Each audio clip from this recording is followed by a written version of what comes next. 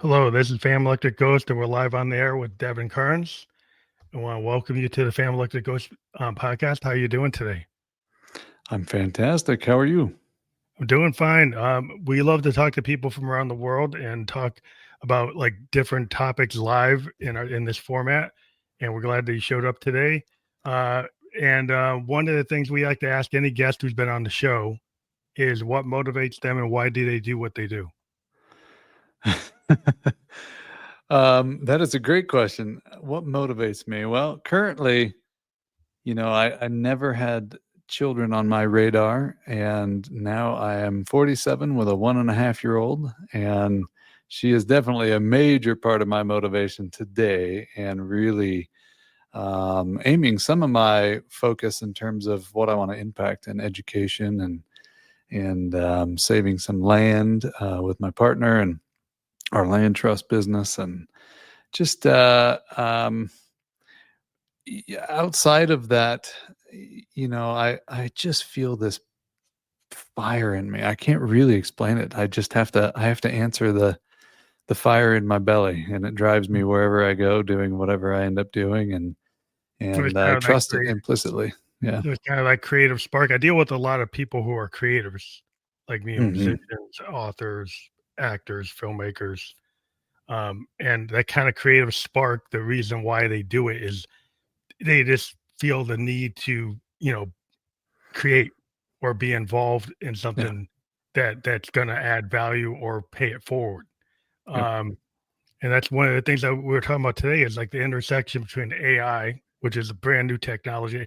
Just to kind of give a heads up, I am a software guy in my day Oh, job. perfect. I'm certified on AI and technologies related to financial systems. Uh-huh. And I also am a musician and a podcaster. So I wear like three hats. So I think we can talk about this. And I'm a Buddhist. So I think Well, there you go. we can kind of We're be in the same space talking about everything we're talking about here with the Yeah. intersection of AI, spirituality, human evolution. We're in a very interesting age, and it's interesting that this is the topic we're going to go into today. What as an entrepreneur, like you've scaled companies in wellness and tech and sustainable development and land trust. What made you want to get into AI and then the intersection with the spirituality and human evolution? Yeah. To be totally transparent, I'm playing with AI and looking at jumping into a potential company. So I'm by no means an expert in it, but I've from my more we'll call it spiritual side, or the part of me that has really taken a deep dive into what is this game all about? Where are we going? What does the future look like? It's kind of an obsession of mine, and I use many different modalities: meditation and conversation and contemplation, but also plant medicine. And I've had some incredible downloads from all of that, and just some really potent questions that I've been in dialogue with AI regarding what does this look like? What does a relationship with AI look like? Knowing you're our mirror in many ways, and that's kind of what opened me up to the dialogue around it. And as I've spoke with people who I'm connected to that sit on, AI ethics boards for governments, and we just go down these deep rabbit holes. So I've had deep discussions around it. I'm perfectly willing to accept the idea that I'm full of nonsense too, but No, the that's cool. theories seem to be the theories seem to be catching a different perspective that I have. So we'll get to that. Yeah, it's interesting. As an artist, I have some points of view on AI, and then also as a tech person, like in my tech job, I am a software developer, business system analyst. I use AI to assist me to be able to do things way faster than I could have done 5, 10 years ago. Yeah. Right. So I do a lot of workflow, a lot of stuff, research, templates, all kinds of things that I'm able to do far quicker than I ever could have done before. But it actually physically did remove some workers, right? Because of the things I can do, I don't need a junior BSA to be under me doing it. So that role is gone. And so there are some ethical concerns that when if you start to remove people from the workforce with this technology that does it exponentially faster than probably anything that we've ever done before. what are the ethical consequences of where are those people going to go? What are they going to do for a living? You know, that I'm concerned about that because I can see what happens in my industry and how many programmers are getting laid off, how many BSAs are getting laid off. There's a lot of concerns there. So I lost you here. I don't know if you can hear me, but I can't hear you Oh, now. you can't hear me? So give me 1 second. Oh, you're you lost me? Oh, sometimes Yeah, everything's okay on my end. I don't know what happened. you can't hear me? Okay, I think we're back. Did you hear me? Sometimes if you're Yeah. using AirPods, the Bluetooth signal sometimes drops. Yeah, So the Bluetooth was fine. It ended up dropping the volume for some automatic reason. Who knows? But all right, we're back. So what was the last part of that?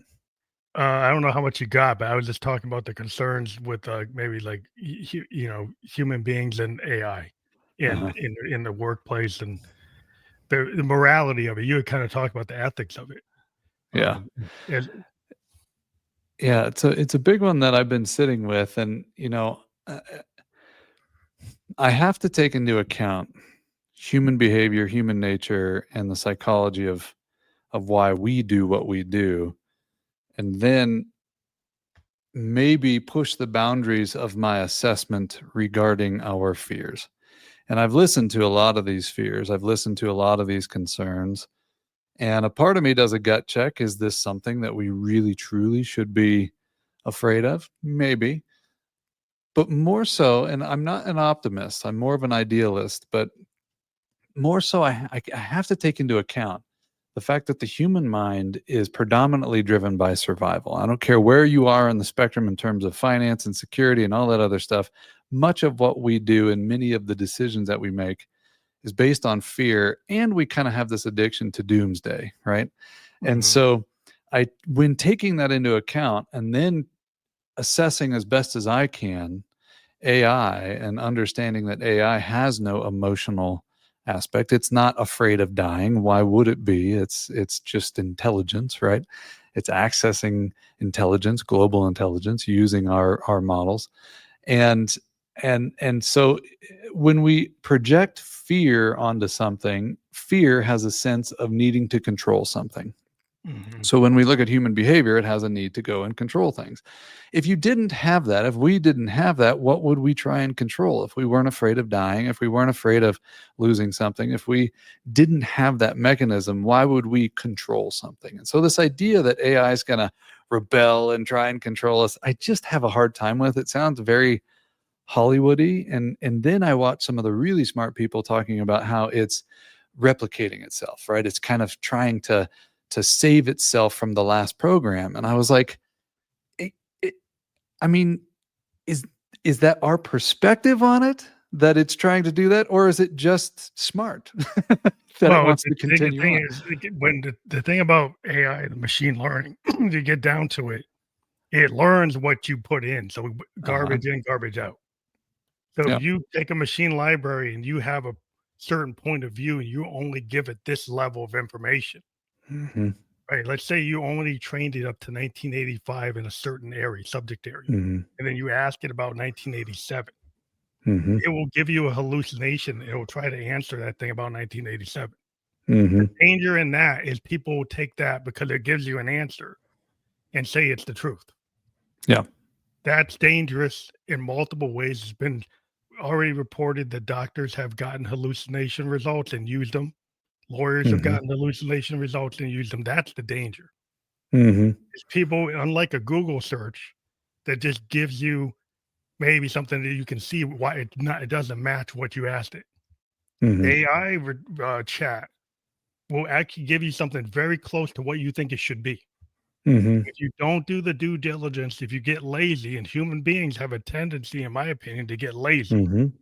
They don't check, they don't cross-check, and they start thinking this stuff is the truth, and then you have to question, like, what did this thing learn on?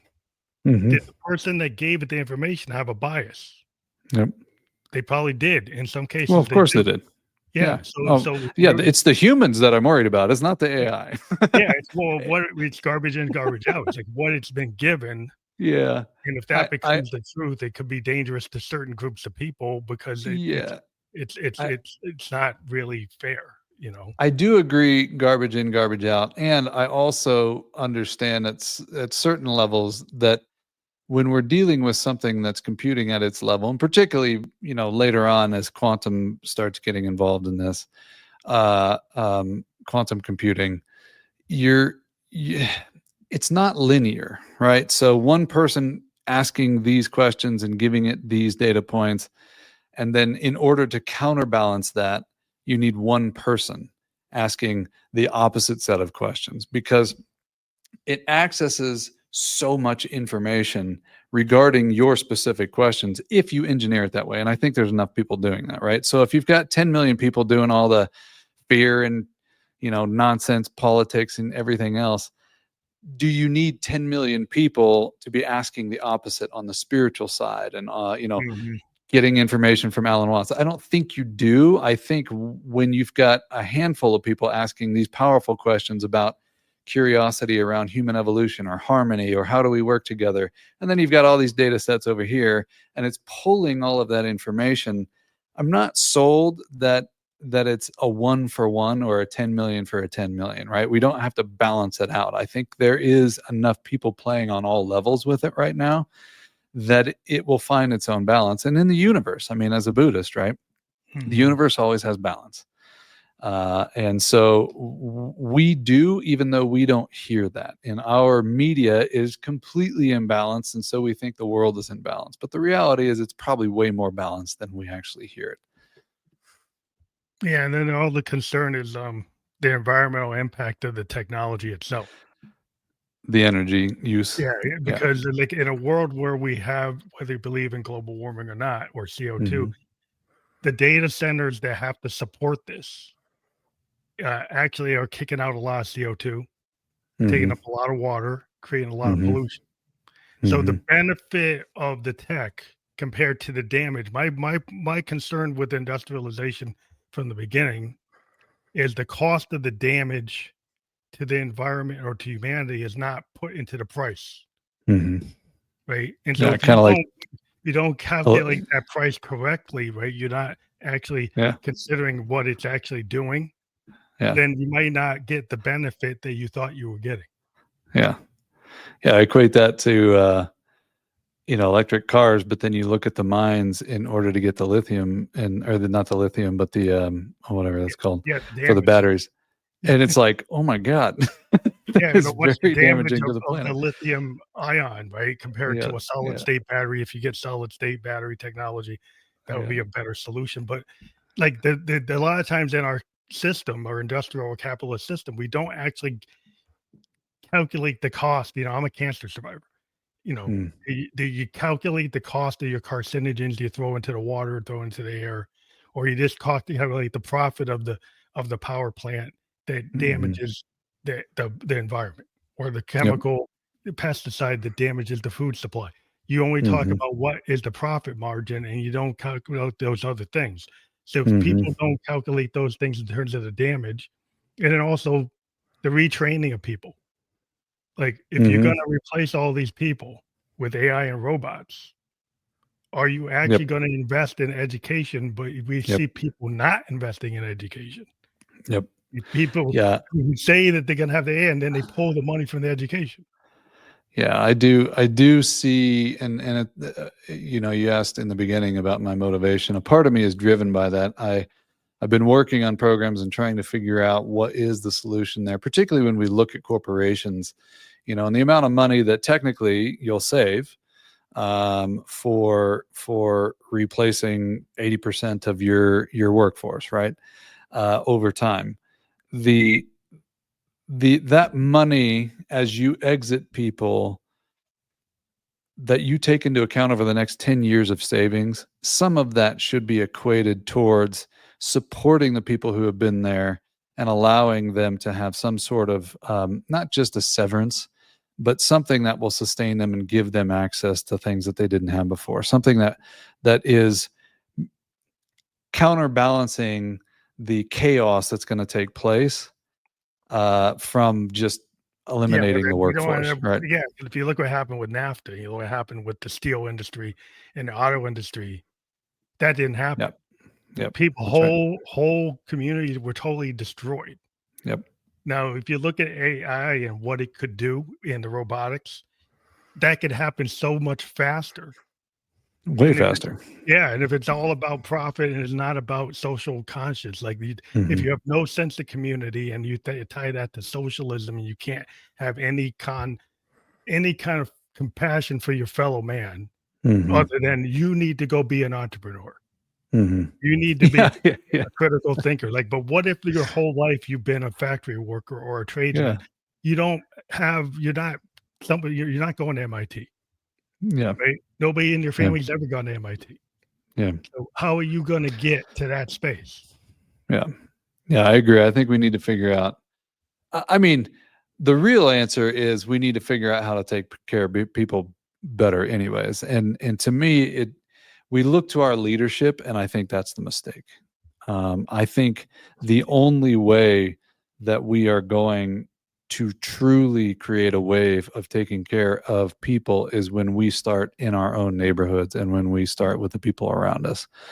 And it's conversation, it's encouragement, it's education, it's how are we supporting each other, because none of these people in positions of leadership are gonna do it. None of Well, them. you know, yeah, chairman or CEO is, you know, they're really their goal is to actually satisfy the shareholders and you know, the stockholders. Mm-hmm. You know, and that's not always going to be in line with what we've been talking about. Mm-hmm. Uh, and so, Yeah. like, you can't expect them because that's not the way the system was set up. They're not encouraged to go do that. That's not Mm-hmm. actually in now. If the society wants to make a decision that is actually of value, Mm-hmm. right? That you should actually, you know, help your fellow man. That you should have some sense of citizenship or compassion for your fellow man, and that having homeless people on the street, you don't just move them Mm-hmm. to the next bridge Mm-hmm. to be under, move them Mm-hmm. to the next community to get them out of your community. Mm-hmm. That you actually take care of them.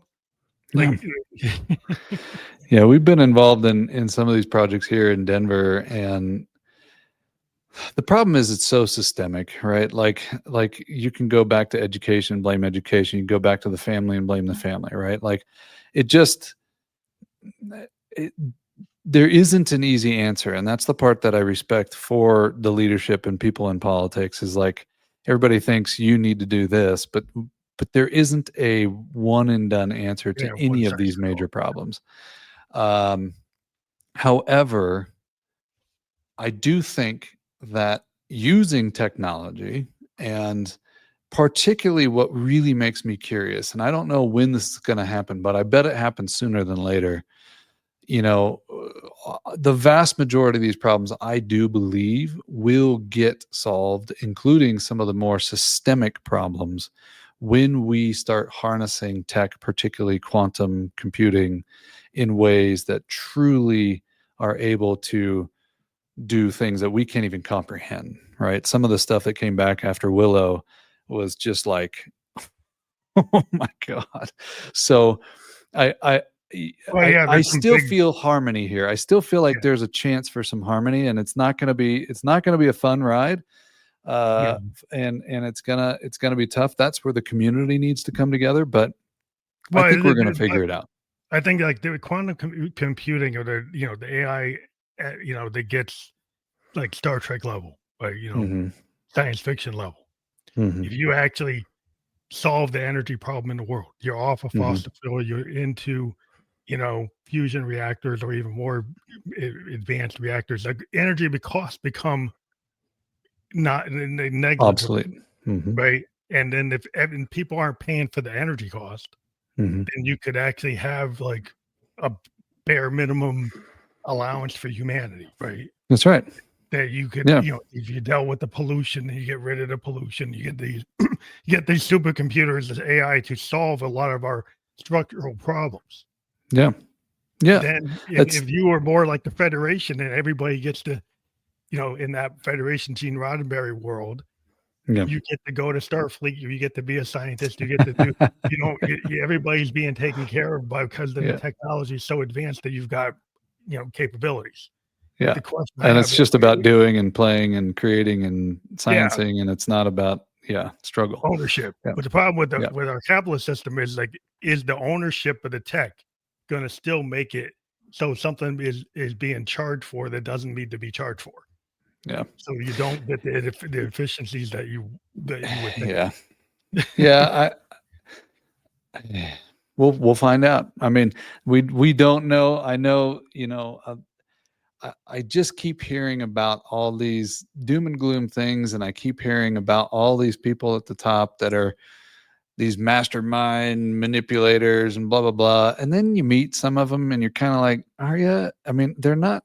They're great at what they do, but none of them are the brightest crayon in the box, right? And so they're all kind of just doing the best thing they know how to do in the way that they know how to do it. And some are doing it in really big ways and solely focused on that, and some are not, right? And again, it's a holistic perspective that if we could just stop this nonsense of this polarization and this you're wrong, I'm right, this righteousness that's taking place, and we start to realize that we've got some real things we need to resolve fairly quickly, but they will be resolved if we just stop all the bickering. And I don't know. I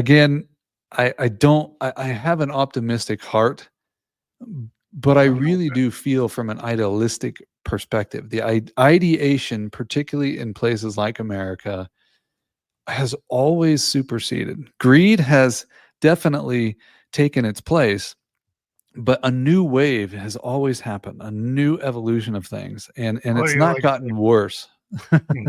you Well, I know? mean, the idea, like what Kennedy said, "What can you do for your country?" Yeah, that's right.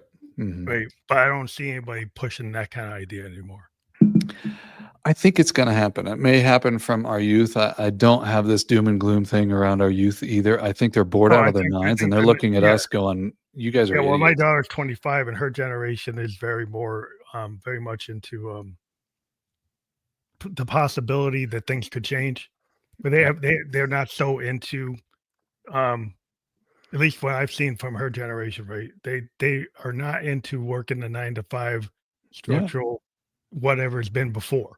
They're looking at what could be in the future, and they seem to That's have right. the mindset of a more progressive mindset that's a more, um, I would say it's more, idea of expansion. Mhm. Expansion of what's possible and not being Mhm. so tight on tradition and tight on whatever Mhm. came before. The Mhm. concern I have is the structural systems we have. Mhm. Right now, you have across the planet, the most wealthy people are getting more wealthy, and the poorest people are getting more poor. Yeah. And And I know personally, which is not a direction I can really talk about, but I do know that many, many, many of the wealthy are actually creating pools and funds that have nothing to do with profit, because they realize, as they're getting into those legacy years, they're realizing something has to change. And so again, I can't dive down this rabbit hole, but there is very much a wave from those people saying maybe we need to throw a bunch of money at some real solutions here, and it's happening in some pretty potent ways. So uh, again, I just keep coming back to the idea that all I feel, which is really all I can base this on, and maybe I'm completely delusional, and fine. We could talk about quantum and all that stuff and what delusion means and perspective and how we function in waveform and all that stuff. But at the end of the day, I really do feel like there's balance, except in the stories that we're hearing, because we digest so much information and we're addicted to the fear-based information. We're addicted to the drama and we're addicted to doomsday. And there's a lot happening that's counterbalancing, that's under the radar and not wanting to be seen on media and not wanting to be heard. That's creating a totally different wave, and it's global. So I feel all the. I mean, the biggest thing is my heart goes out to those people who really struggle with change across the board, because it's gonna like there's gonna be some suffering, both physically, mentally, and psychologically. Well, I guess mentally it's the same, but and economically, I should say. Um, and I feel for them deeply. I've got deep empathy for that. But the question becomes, like, what are we going to do together to fix that problem? What are we going to do to look each other in the eye and go, if we want to play victim, then it's gonna be painful. But if we want to find solutions, let's have these conversations, and let's focus our energy on not what the problems are, but let's find some solutions for everybody. And I'm definitely not the brightest crayon in my bunch of friends. And this is all we sit around and talk about: is what are we going to do? How are we going to solve this? The concern I have though is, in the ivory tower, Mm-hmm. when you're comfortable, right? If you're with people that are in the third world, or people in a refugee camp, or Mm-hmm. people who don't have anything to eat, Mm-hmm. don't have a place to sleep, that's not just a social media news story. That's right. And so there's a lot of people who are going to be more people in that position in the coming years than less people. Uh, Maybe. yeah, Maybe. highly likely. I'm again, I'm not sold on that, because so I look at let's look at food, right? So a major problem with food is, yes, it's controlled by big corporations and governments. However, when you explore, and I know these things are happening right now in all kinds of settings around the world, when you explore things that you could do, hydroponic farming in a big warehouse that has gone wayside, and you turn it into this giant farm. It's run by AI. That AI can detect the perfect fruit, the ripest fruit, blah blah blah, and then you're using robotics to pick it. And it's basically, if we could fix the biggest thing there is the energy again, right? It's going to be, how are we running that system, In the water not using a bunch that of, what's that, uses and the water there's and everything water. else. Yeah. Yeah, and there's solutions to those things. We just have to figure it out.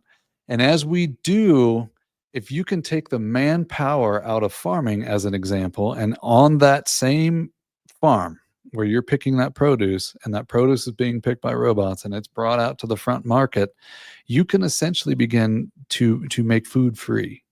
You can have people coming in and getting this food from a entire system that's been built around it. And there's people working on this currently as we speak. How are we making food free? Because to your point, if we can make energy and food free or close to free and lower those costs, you put a lot of money back in people's pockets, and you start solving some major problems, like nutrient deficiencies and food deficiencies in different But we parts of had the food world. programs that were shut down across the world. They're Mm-hmm. causing people in refugee camps to be at starvation levels this year, Mm-hmm. right? And so, Mm-hmm. even though this country, without that technology, produces more food than what we can eat, Yep, that's we right. decided to actually let food rot Yep. on docks and not give it Yeah. to people. Yeah, it's nonsense. It's nonsense.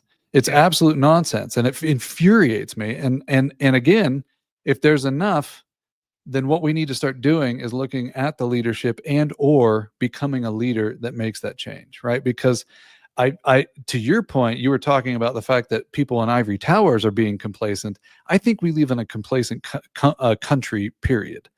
And we've been extremely complacent. When you look at the rest of the world and some of these third world countries or some of these Middle Eastern countries, even though we don't hear about it, they're on an upward trajectory in some major ways. And not just because of money, but because of change in their mindset, because of change in their societal aspects. And I asked some leaders that work globally in politics. And I said, why is there such a bell curve in these other countries and such a flat line in the US? And they're like, comfort. The US is so comfortable that there's not a tipping point that actually pushes and forces real change, because no matter how bad it gets here, it's not as bad as the rest of the world. Yeah, but there's a baseline of like discomfort that's higher than other people's comfort. um, Yes, that's right. so the issue here is we don't push ourselves. Hmm. You'd see like in the Middle East, there's the tech revolution going on, Yep. AI revolution going on, a building revolution going on in a lot of the Middle East, where Hmm. they're moving from oil to Hmm. more modern tech and Hmm. and to develop their countries to be a place to go to. That's right.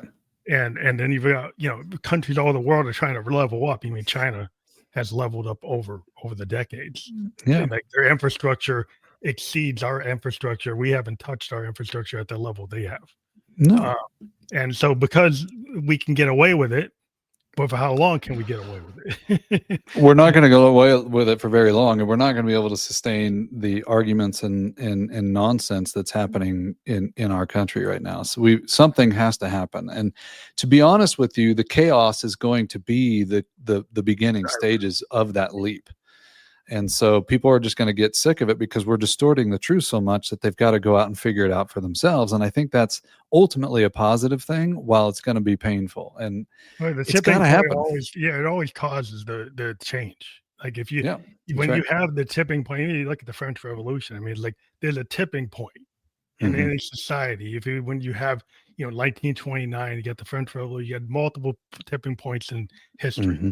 Hmm. We have income you know Yep. the income Disparity. gaps, Hmm. disparities. You've got political, like you get the idea, the whole idea of the golden age, right? Yep.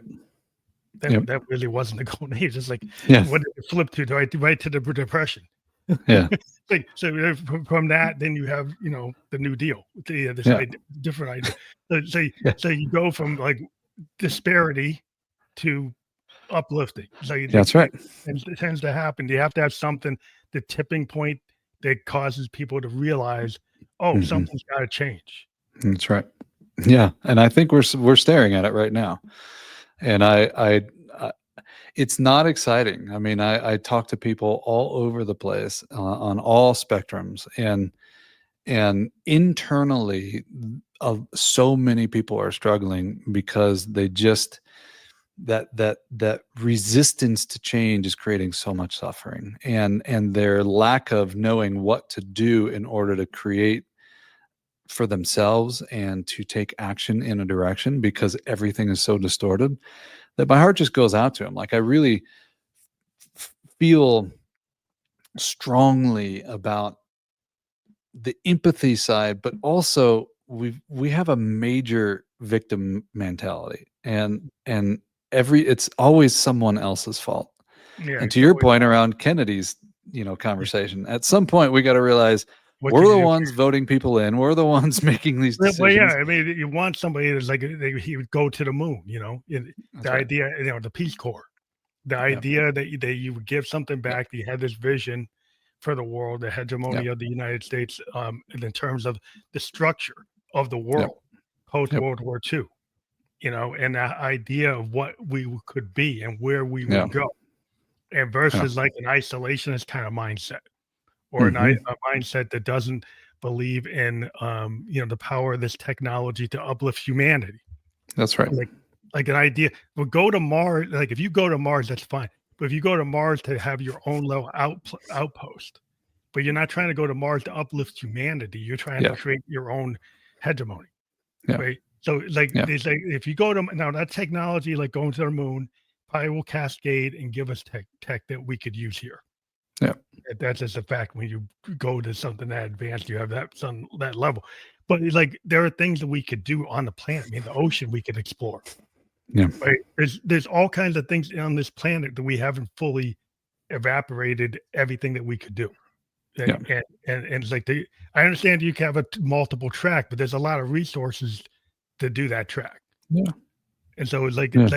it's important, but humanity has a lot of things that could be done to fix, the issue with poverty, Hmm. the issue with actually getting everybody educated. Hmm. You have some people whose mindsets are, if you educate the population, they become a threat. Hmm. Versus that, if you educate the population, it becomes an opportunity to Hmm. actually build humanity. And Mhm. so you have to go against that kind of there's ideologies that actually don't want people to actually become, you know, Yeah, yeah, it's just, I had there is, and just, man, I really struggle with, like, this somebody's trying to control this whole thing I'm not because saying it you're trying to control it, but there are mindsets and there are actions that have been taken yeah, that you can prove that there were people who, like, if you look at the cost of an American education system, yeah, yeah, right? There were people in the Nixon administration yeah, and people in certain groups yeah, that said if we give the proletariat education, they become an actual like enemy of this mhm, group of so they actually looked at it that way mhm, and they structured it that way. mhm. That's not fake. No, that's not fake, and it's ego, and it's to benefit themselves, and, not the rest of the world doesn't necessarily have opportunity, but we have so much opportunity here across the board, and there's 340 million of us, and unfortunately, what we've done, again, is become complacent in our own pursuit of our own knowledge and our own knowing. I struggled in school. I had a horrible time in school. I didn't understand our education system. I still don't understand our education system because it doesn't work. It's so far behind everything else. And so I had to take a different path, and not one of the most lucky people in the world, and I've been very blessed, but I've also been through hell. My dad took his life when I was 13 years old. I lost 6 other people between the ages of 13 and 14 years old. My mom struggled consistently just to put food on the table for quite some time. And at 19 years old, I had a choice of college or entrepreneurship, and I'm like, college is I don't nothing there's nothing those people can teach me that I couldn't teach myself. And so I don't know where that came from, but I had to answer the call. And we I don't know that we have learned how to just listen to our instinct. And even though it might be an opposing theory to the rest of the world or to what I've been taught or how I was raised, that I've got to follow what's inside of me. And if I do, then I will be on a path that will be conducive to creating real impact and real change. If I fall in line and I feel resistant to falling in line, but I fall in line anyways, that is the definition of complacency and comfort, because it's too much pain to go and create any sort of resistance because it's not what other people told me to do, or it's going to disturb my family, or somebody's going to be upset with me. And Mhm. all that stuff has to end. We have to start looking inside and saying, what is the change I'm going to make? What is the difference I need to make? Not for me, but for the people around me. And the minute we start thinking that way, the entire game changes. And that inherent righteousness that is threaded through everybody right now in the US is gonna dissipate, and we'll take back what needs to be taken back. We'll move forward. And I guarantee you, somebody listening to this right now has real solutions that they could get downloads around, whether they understand it or not, whether they even think they're an inventor or not, that could make a huge change in our world. And are we too busy scrolling on Instagram instead of sitting there going, what am I going to do in the world? But yeah, it's the creative mindset. I mean, like, I'm somewhat of a person that works in software development. I work in design. Yeah. So I've always been kind of relearning things all the time. Grew Hmm. up with mainframes, now into AI.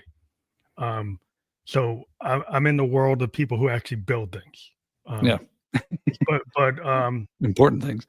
but the mindset, the problem I think is like people are so into this phone culture Yeah. where the phone now is pretty much equal to any computer we would have had on our desk, Yeah. and it's a pinging machine.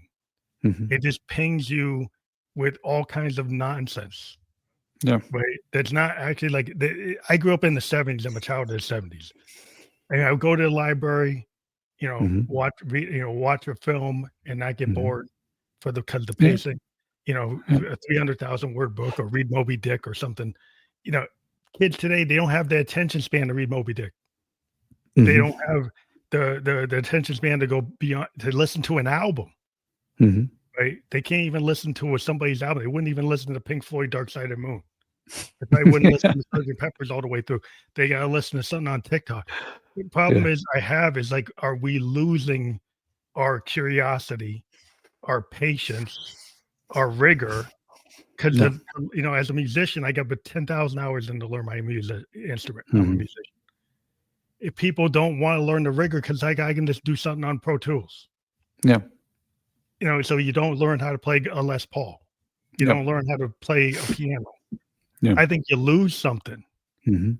when you don't actually take the time to Mhm. get into like the arts and the artisans things where you could be an inventor because you're actually Mhm. looking at something that you're diving and you're taking something apart, you're trying to learn how it works. Yep. That's how a lot of inventors start. They take something apart, take the radio Mhm. apart, take that TV apart, then they figured out how it worked That's on right. their own. They didn't Yep. go to engineering school, they just kind of figured it out, self-taught type of people. Yep. If you spend all your time on TikTok, you're not going to do that. You're not going to do that. Yeah, you're watching other people's lives, and those are all fake. I look at this, and I, again, if we look at the pendulum, if we look at the spiral of how things work, how life works, everything comes back around. And so I'm not crazy worried about it, but I do think that we are at a very different tipping point with the way technology is happening and with AI and these quantum chips and everything else. It's not going to be the same. It will not be the same. And we are going to see a bell curve in change, unlike anything humanity's ever seen. With that said, all of the old models do in fact need to be broken and shaken and reinvented. And the fastest path, I feel, for our societies as this change takes place isn't what are we going to learn? It's the art of what you just said, which is curiosity and powerful questions. Because if I can establish and start finding and evoking my curious nature, putting the phone down or using it and using AI with curiosity As a and tool. Yeah. and Yeah. research as a tool, then through curiosity, not needing to know my own answer, but allowing myself some time and space playing that curious game. I call it micro wanting, micro fulfillment. And the only question I need to ask is, what do I want right now? Right now, right this second, that I could do right now. And when Mhm. I started tuning myself to my inner knowledge, my inner knowing, as it could be as something as simple as do I want an apple or a banana? Like, what is it I want right now? And what most people will do is if they're craving an apple and they open up their fridge and all they see is a banana, they're going to eat the banana because the apple's not there and they have to go down the store to the grocery store. But what they miss out on is the body's asking for the apple. You know you want the apple. So what you need to do is actually take the time to go on the journey to get the apple because Yeah. something fulfilling will come from that. Something can happen from the journey. Kind of like, That's Jack right. Kerouac on the road. Like Yeah. the idea, like, the creative spirit that can, I'm a musician, right? Is Mhm. the curiosity, he created like a Bob Dylan, right? Mhm. The fact that he was willing to go learn from what existed and then Mhm. push the envelope, Mhm. you know, like That's right. go electric when people said you shouldn't do that, you Yeah. know, and people who are willing to be pioneers like Hendrix, do his feedback when you weren't supposed to do it. Yeah. Um, and like that kind of mindset from the arts is in the sciences too. It's in inventing. That's Like right. you said, people take something apart, or the kid today with a cell phone and a 3D printer could actually come up with a design and make it happen, and actually a micro level build something Yep. and get it No out there question. on eBay, build a small business, and then he's not working in a factory. He actually made That's his right. own little micro factory. That's right. I'm so you don't think you're an inventor. So you don't think you're an artist. So you don't think you're a musician. When I go back to that analogy of this micro wanting, you don't have to be any of those things. The key is the small thing that I can take action on now when I feel my body asking for it. And maybe it's food, maybe it's whatever. And an important component to this, I think, that really shifts the mind frame from what's in it for me to how do I enjoy the journey is gratitude. I tell people all the time, if you actually decide that your body's asking for that apple, the apple's not in the fridge, and you get into your car, you didn't build that car. You didn't have to build that engine. You didn't have to put those type. You get to enjoy and have the blessing of having that car. So be grateful. You didn't pave that road. And when you get to the grocery store is one of the most fascinating places you can ever arrive at, because thousands upon thousands of hands brought food to you so that you can walk through a door and pick it up off of a shelf. That blows my mind. And that's not including the concept of somebody inventing the idea of the store, and then the store expansion, and the people that invested in that idea, and the people that, like, there's millions of people in the process of creating just the grocery store that you drove to. And we walk in going, oh, you don't have my kind of apple. There's 1,000 different types of apples here. Yeah, Like, yeah. where is the perspective? They And haven't when just we lost can the perspective. actually, yeah, when we can switch that perspective to gratitude and really understand that just driving 5 blocks to get to the grocery store, I'm in a vehicle I didn't have to create, a road that I didn't have to lay, and a grocery store where all the food is there. Even if I'm spending my last $2 out of 5 to get an apple, you can find and access abundance from that place, because you live, particularly here in the US, in a space where that is true. And that perspective will begin to ignite something in you. Yeah, still And think you're in a state of not abundance. mhm, The problem is because we're so used to that level of abundance, we don't actually look at it for what it is. that's right. We totally take it for granted. And that's where complacency comes from. Like, I was at a point in my life where I was walking by somebody, and my heart went out to this woman because she's got her baby with her and she's asking for money on a street corner. And I watched somebody hand her out of the car, as I'm crossing the road, a $20 bill. And it didn't dawn on me until I went in to actually get groceries that by the time I left the grocery store, because I had lost my companies and lost everything, she had more money in her bucket than I did in my bank account after shopping at the grocery store. But I still went and bought what I wanted from a place of abundance. And it didn't even hit me until that happened, because my frequency is, I'm gonna figure this out. I'm Mhm. gonna figure this out. And so all I could do was have deep empathy for that person, even though she currently was actually richer than me in that moment. And it blew my mind. I Yeah, still had a so home, I still had a roof over my head, and so I was blessed in that sense. And by no means am I really truly making that comparison, but dollar for dollar, that was a true scenario. And I just, man, my desperation for people to just really take ownership, because we're going to have to. No one else is going to fix this thing, and no one else is going to teach you what you need to know to move into this new age. You've got to figure it out.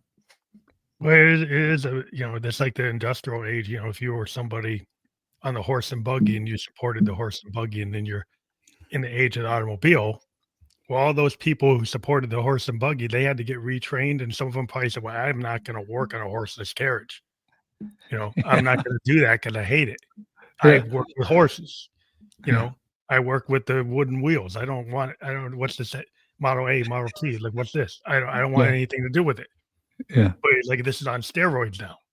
Like the age.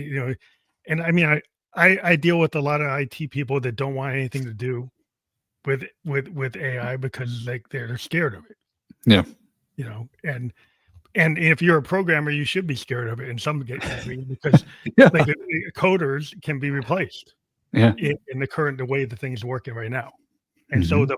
I was never a coder. I'm a business analyst. I think of like I use cases, business Mhm. cases. I help design UI. I come up with like what could the solution be, and I'm kind of agnostic as to the solution. It could be C, it could be Mhm. .NET, it could be Java, it could be this, it could be whatever.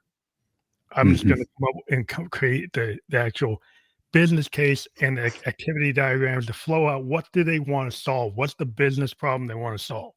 And then figure out, well, what technology would work for that. And then when the programmer's at a different level doing that, he's more like the factory worker. And so now the AIs come along, it's like we can actually, that person is not, we don't have to have as many programmers. We can have a lot of AI. And so that person needs to actually train and say, well, maybe I should go into being an analyst or an architect. But maybe they weren't comfortable being an analyst or an architect. They just wanted to be a coder. The comfort zone of where we are you have to be willing to kind of go out of your comfort zone. Like a musician who decides to change their style, you got to get out of your comfort zone. I go back to innocence and curiosity again, and particularly using that analogy because, you didn't come out of the womb going, I'm going to be a coder. There's something that you were probably playing with, super obsessed with as a kid that's just forgotten because we got to make money, right? But that thread, if you go back to that place of innocence and curiosity and you kind of remember some of that stuff you were fascinated by when you were a child, that might be some sort of instinctual thing you can reassess and start looking at what is the new career path from a natural state for me. What is, it's not always the firemen and policemen. I know that's a big thing. It was more like the erector set or the Lego set. It was more like the Lego set and the erector set is why I got into what I got into, because I like the idea of like building things. Yeah. And it kind of translated to that. What could I build? What wants to be built from me? Like those kind of questions when you go back and you assess the fact that you were obsessed with Legos. I mean, look at what people have done with Legos alone. Adults. Yeah, you can go pretty crazy. I mean, it's a really good engineering tool to kind of be able to set, like you can take anything and build it. Yeah. So you theoretically could go and create anything in the gears and stuff. You actually can have functioning things. Yeah, you could have functioning things. It could be your version of art. I mean, it could be a million different things. We get so myopic and so stuck. And I think that playfulness, that lightheartedness on my Insight Timer, which is a meditation app, I go live and I have these dialogues with people from all around the world. And the default is constantly going back to, what does that child in you want? Find it again and get playful and lighten up. We are taking this game and there's a lot of things to be serious about. So I'm not dismissing that. But on an individual level, we've got to start lightening up. We get so myopic and so trapped. And then that biochemical reaction in us gets us even more trapped. And then we can't see outside of that box and we think the world is ending, and it's not. I think the problem with being an adult, like the one thing I like being a musician, and a lot of people will come after you and say, wait, why are you so like immature? Well, because we never get rid of that kind of childlike thing that you can do that, right? And it's that childlike innocence, like why not do that? Yeah, right? That's right. When you get to be adult, you get told like, well, that's not realistic. Yeah. That's being responsible. You gotta tone it down. Like when you're in the arts, it's like the idea is you don't tone it down. No. The idea is you try to push it. Yeah. Like That's right. Miles Davis, you go from bebop to fusion. Yep. And then people in the bebop world say, "Oh, you're Judas. Yep. What are you doing?" Because you don't want to stay in the same frame. Yep. You go genre busting. Like you go cross genre. You try to break the rules. Like you learn the rules, you get good at the rules, and then you break them. That's right. In terms of music, That's right. That's the idea. You go to Berkeley, and then you learn how to do music theory, and then you break music theory. Yeah, that's right. That's exactly right. I do feel that. I feel like, to your point, and it's such a great point. When I'm talking about innocence, I don't mean soft-hearted, loving, and cuddly. I mean, go back to see what the core was that you were most interested in. And from that, be completely disruptive and go break things.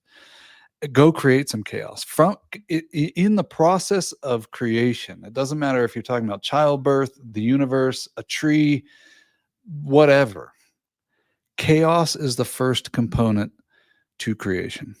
out of chaos, we start asking powerful questions. And from those powerful questions, we start ideating powerful ideas.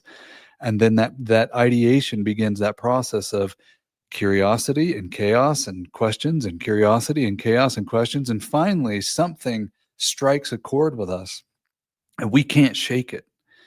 And all of a sudden from there, it's like the song that you just can't get rid of in your head, right? That you just Yeah. start playing and writing. And when you start turning up the speaker and blasting that song out, man, the rewards of that are exponential. And for anybody listening, this isn't a great leap. It's just taking time to go inside and access that part of you that I guarantee you've lost, but it's still there. And when you light that flame, it is magic. It's magic what can happen for you. Well, I always embrace kind of flow state, happy accidents. I find that like, hey, if I as I get older as a musician, because I'm a musician too, it's like you can go and arrange something and be really anal about it and get something really try to make it perfect. Mm-hmm. Right. What I find is like if I just go and just like mess around with my multi-track on and just sit at my piano, Mm-hmm. I end up liking what the result of that kind of screwing around, just Mm-hmm. kind of just being a flow state, Mm-hmm. allow it to happen, present Yep. moment, and then you don't put any kind of limits on what you could do. And then the things come out of your subconscious. Like when you're a musician, one of the core things that happens is things pull out of your subconscious Mm-hmm. that you didn't expect. You might some you go back and listen, it's like, oh, where did I pull this from? And it Mm-hmm. was something that you were dreaming about or something you saw a couple of days ago, and you just suddenly it's there. And it's like, wow, I didn't know I was gonna do that. But that's Mm-hmm. the magic of it. By Yeah. allowing those happy accidents to happen, then you can pull together the chaos you're saying and bring it into a song, Mm-hmm. but you've got to put it out there in the world. If you don't put it into the world, it won't happen. That's right. And the process that you're talking about is crucial because when you sit down and you give yourself permission to not be perfect, to just play, ultimately, as you're playing around, you do start tapping into you're calling it the subconscious. You can call it the field of information that's beyond your own intellect, right? Beyond your own conscious mind. And something wants to pour through you. Something wants to be birthed through you. And it just starts flowing. It is a flow state. And anybody can access that. The problem is we're so rigid and we're so programmed. We're programmed from our parents, we're programmed from society, we're programmed from our schools that method is never going to get you anywhere. And the truth is, if you look at anybody that has had any level of success that It gets you, them whether you everywhere. admire them or not, they were the rebel. They didn't listen to any of that Yeah, nonsense. they did a lot of flow state. It's a lot of like a Yeah. lot of the greatest people I like the musicians I always looked at, like Morrison, Hendrix, Hmm. Dylan. There's a lot of flow state. Man, if you read their documentaries, you actually look at like what Dylan he would constantly change his lyrics in the middle of sessions. Hmm. I was actually with the recording engineer from the Blood on the Tracks session. He was on the show, and he was saying, like, in the middle of the session for Blood on the Tracks, he was changing the song in real time, and the musicians around him didn't even know what he wanted because he kept on changing. He was changing the lyrics, he was changing the chords, he was changing the structure constantly. It was like a Yeah. Dylan thing. That's what Yeah. he would do because he Yeah. didn't really know where he wanted. He wanted people who could keep up with that. Yeah. And there were some people who were so rigid they couldn't do it. They would have to Hmm. get rid of them, and they have to Hmm. bring in people who could handle the fact that you're not gonna know Hmm. exactly what he's gonna do. Yep. If you can handle that, you can be here. If you Yep. can't, you gotta know what the next note's gonna be, then you probably don't need to be there. God, what another perfect analogy of, okay, so on an individual basis, I go start tapping into this. I'm doing the work. I'm sitting there. I'm getting curious. I'm, enjoying the process of gratitude and finding those micro wanting and micro fulfillment. I'm feeling fulfilled. But then I go sit around with my friends, right? And my friends are all stuck. Same as the band members, right? Who you surround yourself with is either going to affirm the direction you're going or keep you stuck in the direction you were in. Mhm. And the analogy around finances is if you take the median income of the top 10 people you surround yourself with, it's your income. And so the same goes for any level of consciousness. It's just easier to measure with money, right? Because you can actually look at the bank accounts and add that up, and it ends up being your bank account. But it's on all things. If you don't have a bunch of creative people who are thinking creatively and they're all kind of stuck and gossiping and on Instagram and everything else, but you feel like you're getting called to creativity, you got to change your friend group. It doesn't mean get rid of that one. They may Mhm. have a place, they may not. It just means you need to go out into the world and find the creatives that you need to surround yourself with that push you and challenge you in that way. And when you start surrounding yourself with this and creating environments that are conducive to the change that you're looking for, things will begin to change. No question. Yeah, that's kind of like the artist collectives that you find artists around is they Mm-hmm. find like-minded souls. Whether Mm-hmm. then they could be in different areas. Like Mm-hmm. your famous Andy Warhol was hanging out with Lou Reed, Mm-hmm. and he had this collective Mm-hmm. in New York back in the '60s, and there were Mm-hmm. models, actors, Mm-hmm. painters, all kinds of people, just arty Mm-hmm. people, right? And Mm-hmm. they were all just in the same room, and they were all Yep. kind of feeding off each other. Because it kind of Yep. that's the kind of thing that type of collective generates. Is like it's in that mindset. Is like we want to be, in this kind of zone of open creativity, sharing ideas, and like, hey, a painter could influence a songwriter, an Mm-hmm. actor could influence a painter. Like whatever, Mm-hmm. it's cross pollination. That's right. Yeah, there's no way you can't when you surround yourself with people who are pushing that boundary and pushing themselves in those ways. There's an unhealthy side to that too, right? Yeah, And so yeah. there are people that don't have Another side. balance. Yeah, there's Yeah, people that are a little out of balance, and you got to yeah, be aware of that. yeah. You That's kind of right. navigate it, but that tends to be the people can be out of balance everywhere. You And we just usually are. I'm a believer that balance is not a possible thing. What I need to do is be aware of where I'm out of imbalance or where I'm imbalanced and decide whether or not that's an area that I need to focus more of my attention on and lose some balance on the other side, right? Getting a perfect wheel that's spinning in a perfect sphere all the time with all the areas that you're juggling is never going to happen. But if I look at, if I've been spending a lot of time in business, but my family's been neglected, then and that is so important to me and far more important than my business, then I need to diminish some of my time and be willing to piss some people off over here and in business and go spend more time with my family, right? Yeah, you And always kind of and balance an act. You try to like yeah, what's important at the time. And yeah, it changes like what the priorities are. and I have to be willing to tick people off who are in the other side that I'm not focusing my energy on. As a people pleaser, I actually learned this from a pastor.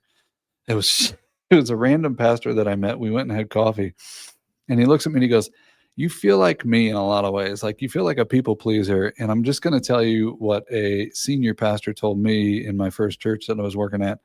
And he goes, um, he looked at me and he goes, "You are never going to be able to make everybody happy in the congregation. So you don't spend your day choosing who you're going to make happy. You need to choose and look at your calendar and decide who you're going to piss off today." And I was Mhm. like, wow, that is an interesting perspective, particularly when you think about a pastor, right? Yeah, But yeah, it's so true.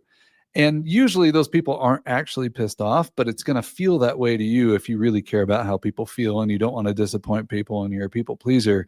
It feels like you might make them angry. They usually aren't, but you've got to have that definitiveness and say, you're not the person I'm focusing on my energy on today. I'm focusing my energy over here and be willing to say that. So yeah. anyways, yeah, that's a That's rabbit interesting. hole. I think that's a good way of thinking because you're trying to please everybody, you please nobody, and not even yourself.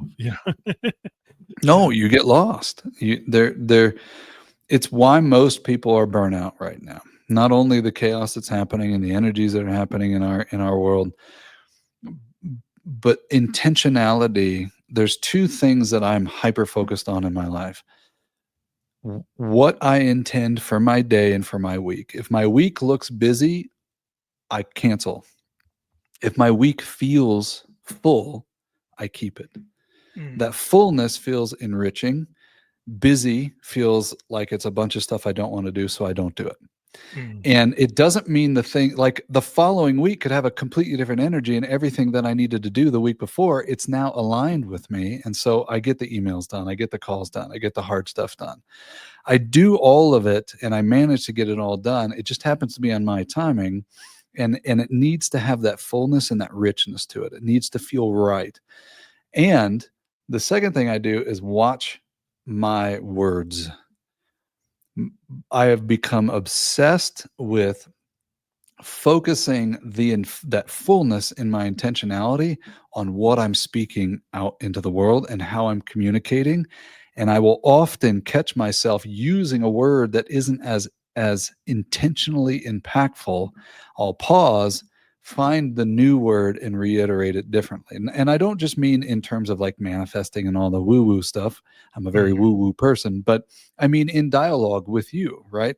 What is my pauses that have become less and less frequent, but when I do pause, it's because I want to articulate with the most potency, not just say words for the sake of saying words. And it seems to have changed what comes into my world and what ends up happening in my world, because I'm articulate and discovering what word is truly carrying the most frequency. Brene Brown is a good example of this. She's a very incredible speaker and very focused on words, particularly when it's pertaining to emotions. And she's like, we are so limited, particularly in the English language, when it comes to how we feel about things. Somebody that just, your dog dies, you feel a certain way. Your mom dies, it's anguish. It's not sad. You're not sad. Yeah. Sad is,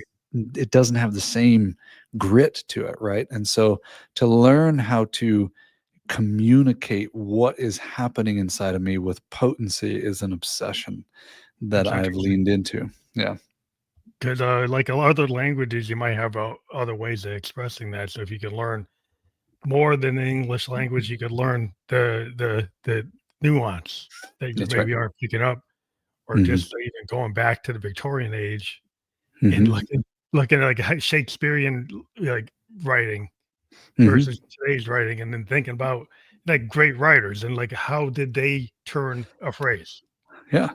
Like, Samuel Clemens, how did he say it versus how people say things today, Yeah. right? What? Yeah.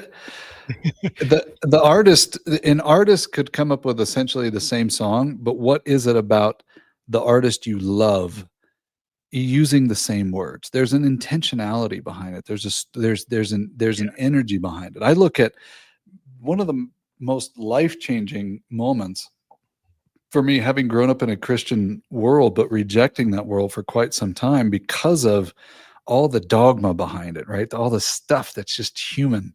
And Mhm. one aspect that I could never create any resonance with was the word sin, particularly when they would be talking from the pulpit and saying, "We're born sinners." I'm like, you're telling me that little baby over there is a sin? Like, come on, like, this is nonsense.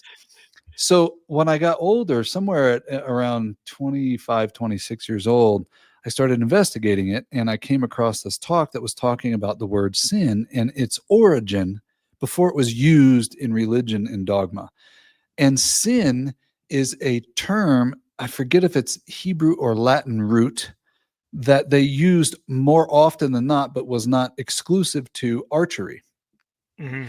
And what it meant was when I would pull my arrow back and fire my arrow at the target, if the target's right here and my arrow missed the bullseye, my arrow sinned. Oops. Oh, look Oh, at that. I wow. got some hearts. My arrow sinned to the right or to the left. It just meant that it didn't hit the mark. And I'm Yeah. like, sin just simply means not missing the mark, or not hitting the mark, not hitting the center. Oh That's my a God. totally different level of meaning than what it has today. Totally. It doesn't mean eternal damnation. It doesn't mean you're going to hell. It doesn't mean any of this stuff. It just From means missing the perspective. mark. I'm Yeah. like, oh my God. Like, how many people are trapped in that fear, They're right? get And trapped in the dogma. It's like you get pulled into a concept and then you get pulled into the dogma of it. And then, you're just in a bad loop because, it tends to be like people who are so tight in narrow spaces, and not willing to be more expansive in their mindset. It really, That's to right. me, the That's right. expansive nature of just questioning things and having critical thinking Hmm. is Hmm. necessary in my day job, and then even as a musician, it's necessary.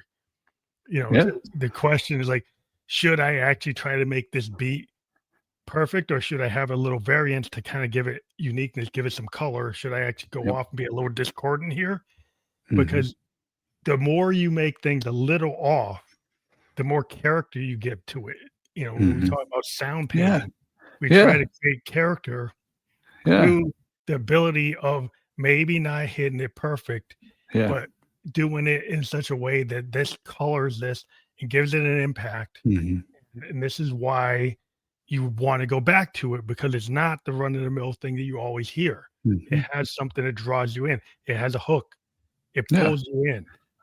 That's That's what right. you're trying to do as an artist, Yeah. is to keep somebody in your work. That's right.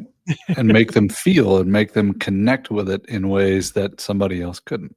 Yeah, I mean, that's the Yeah. whole point, I think, is just being able to be willing to challenge, like, your own limitations, and know Hmm. that sometimes you gotta push. Yeah. That's right. But I think we got over time because we are talking really well. But, I do have your website, devonkkerns.com, and that's fully Yeah. clickable. If people click there, what do they find? They'll find a website that I've been requested over and over and over to put up, and so we put up something so that people could find me and reach out. And I'm we have companies, we have things that we're doing in the world, and I'm pretty busy doing those things, but I love being of service. And so if I can help you in business, if I can help you in some of these shifts, or in any way that I can be of service, just reach out. I'm not afraid. I'll find the time for you. I'll always make time for people that are reaching out and ready for change. And so if that's you, then you can click on that and find me. It's a fun, simple page. There's nothing really on there other than how you can reach me. That's awesome. We like to let people know that's fully clickable. We've been live on Facebook, LinkedIn, and YouTube. We will be on Spotify, Apple Podcast, iHeartRadio, Amazon, several other channels by tomorrow. And I wanted to thank you for being a guest on the Family Electric Ghost podcast. Thank you. This was so much fun. Appreciate you, man. Thank you.